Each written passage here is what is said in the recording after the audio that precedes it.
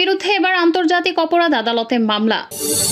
খুনি হাসিনার আদর্শিক পুত্র সাবেক বিমান বাহিনী প্রধান air chief marshal Sheikh Abdul হান্নানের মুখোন্মোচন, ফাঁস হলো হাসিনার কুকর্মের গোপন তথ্য।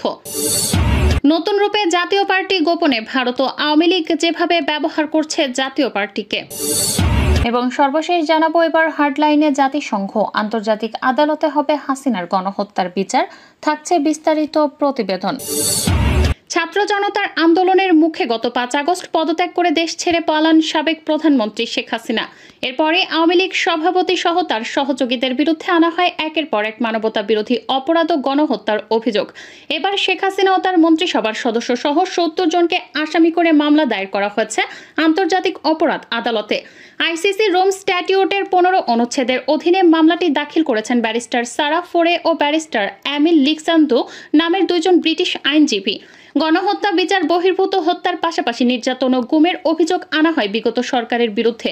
সংবাদ সম্মেলনে উপস্থিত ছিলেন 2 ব্রিটিশ আমেরিকায় ধরা খেল তথ্য সম্প্রচার প্রতিমন্ত্রী মোহাম্মদ আলী আরাফাত। সেনাবাহিনীর ভেতরে বর্তমানে আওয়ামী পুনর্বাসনে কাজ করছে 2টি গ্রুপ, একটি মেজর জেনারেলদের এবং অন্যটি ব্রিগেডিয়ার জেনারেলদের 3435 বিএমএল লং কোর্স।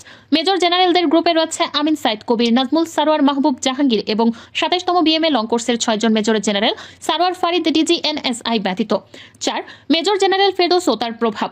মেজর জেনারেলদের গ্রুপের নেতৃত্ব দিচ্ছে বিএ 4410 মেজর জেনারেলদের ফেরদৌস হাসান সেলিম। এই অফিসার শেখ হাসিনার ঘনিষ্ঠ বান্ধবীর ছেলে এবং হাসিনাকে ফুফু বলে ডাকে।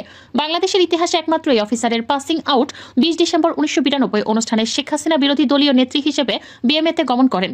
মেজর জেনারেল ফেরদৌস দুর্নীতির দায়ে অভিযুক্ত জেনারেল আজিজের সামরিক উপদেষ্টা হিসেবে আজিজের সকল অবৈধ লেনদেনের সাথে জড়িত ছিলেন। কেবল তাই নয়, নজিরবিহীন দৃষ্টান্ত স্থাপন করে আজিজ পরবর্তী চরিত্রহীন সেনাপ্রধান জেনারেল শফিরও সামরিক উপদেষ্টা হিসেবে নিয়োগ পান তিনি।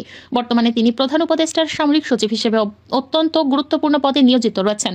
অতি চতুর এই অফিসার প্রধান উপদেষ্টাকে ব্যবহার করে সশস্ত্র বাহিনী, সিভিল এবং ফরেন সার্ভিস ও পুলিশের বড় পদগুলোতে আওয়ামীপন্থী লোকদের বসাচ্ছেন।